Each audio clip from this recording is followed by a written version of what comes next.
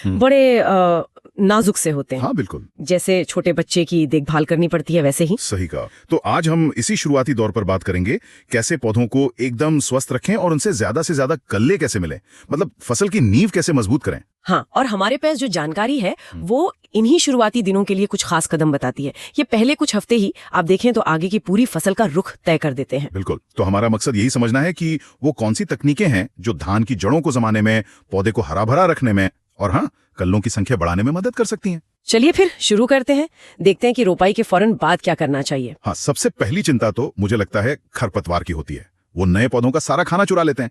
इनसे कैसे निपटा जाए? ये बहुत बहुत जरूरी है। खरपतवार को मतलब सिर उठाने ही नहीं देना है। इसके लिए जानकारी में प्री इमर्जेंस हर्बिसाइड की बात है। प्री इमर्जेंस मतलब उगने से पहले ही? हाँ, उगने से पहले। जैसे ब्यूटाक्लोर 50% EC हंटर जैसा कोई ब्रांड करीब 1 लीटर प्रति एकड़ डालने की सलाह है। अच्छा, ये क्या करता है कि मिट्टी के ऊपर एक पतली सी परत बना देता है, तो खरपतवार के बीज जो हैं वो उग ही नहीं पाते। अरे वाह, मतलब दुश्मन को मैदान में आने से पहले ही रोक दिया। हाँ?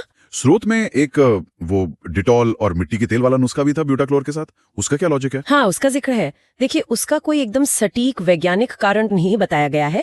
हो सकता है ये दवा को फैलाने में या उसके असर को मतलब तेज करने का कोई देसी तरीका हो।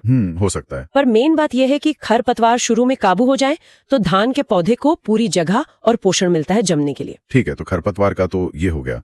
अब रुपाई के बाद पौधा नई जगह जाता तो इसे थोड़ा झटका सा लगता है ना? हाँ बिल्कुल, उसे कहते हैं ट्रांसप्लांट शॉक। तो इस शॉक से उबारने के लिए और जड़ों को मजबूत करने के लिए क्या करना चाहिए? ये शायद रोपाई के 3-5 दिन बाद की बात है। सही। इसके लिए जानकारी में बायोटॉनिक या सीवीड एक्सट्रैक्ट मतलब समुद्री शैवाल का सत्व, उसका स्प्रे करने को कहा गया है। अच्छा, जैसे वो सागरिका या ह्यूमिक एसिड वगैरह? हाँ वही। सोचिए समुद्र के पौधे कितने रिजिलियंट होते हैं। उनके सत्व में वो ताकत होती है, हार्मोन्स, पोषक तत्व जो पौधे को तनाव से लड़ने में मदद करते हैं। और जड़ें भी जल्दी निकलती होंगी? बिल्कुल, जड़ें जल्दी विकसित होती हैं और पौधा जमीन से खुराक बेहतर खींच पाता है। मात्रा भी कम ही लगती है, करीब 1 ml प्रति लीटर पानी। तो ये तो हो गया पौधे के लिए एक तरह का वेलकम ड्रिंक। बिल्कुल, ताकि वो नई जगह आराम से सेट हो जाए। बिल्कुल। अच्छा, अब पौधा थोड़ा जम गया तो उसे खुराक भी चाहिए, पहली खाद और टॉप ड्रेसिंग जिसे कहते हैं। हाँ, टॉप ड्रेसिंग वो आती है करीब 10-12 दिन बाद। तो उसमें क्या क्या डालने की सलाह है? कलों के लिए खास है। और साथ में 5-10 किलो जाइम ग्रैन्यूल्स या अच्छी सड़ी हुई वर्मी कंपोस्ट, ये मिट्टी की जान बढ़ाते हैं। और हाँ, अगर बेसल डोज में डीएपी नहीं दिया था तो 5 किलो डीएपी भी इसी वक्त मिला सकते हैं। वाह, मतलब पौधे की थाली में सब कुछ, नाइट्रोजन, जिंक, मिट्टी सुधारक, बढ़िया। अब आते हैं उस खास चीज पर, कल्ले बढ़ाना। फसल 15-20 दिन की हो गई, अब कल्लों की संख्या कैसे बढ़ाएं? हाँ, ये वो अवस्था है जब हम कल्लों के विकास को और तेज कर सकते हैं। एक तरीका बताया गया है, यूरेलिक एसिड 0.01% का स्प्रे। यूरेलिक एसिड ये क्या चीज है? ये एक तरह का प्लांट ग्रोथ रेगुलेटर है, मतलब पौधे की बढ़त को सही दिशा देने वाला। ये कल्लों को फूटने के लिए उकसाता है। मात्रा वही 1 ml प्रति लीटर पानी। अच्छा, में मिलाना फायदेमंद हो सकता है। ये पौधे की अंदरूनी मशीनरी को ठीक रखते हैं। स्रोत में कुछ देसी नुस्खे भी थे शायद, गोमूत्र और छाछ वाला। हाँ, उनका भी जिक्र है। जैसे एक नुस्खा है, 1 लीटर गोमूत्र और 1 लीटर दही, उसे 10 लीटर पानी में मिलाकर स्प्रे करना। अच्छा, हाँ, और इसका असर? दावा है कि 7 दिन में असर दिखता है।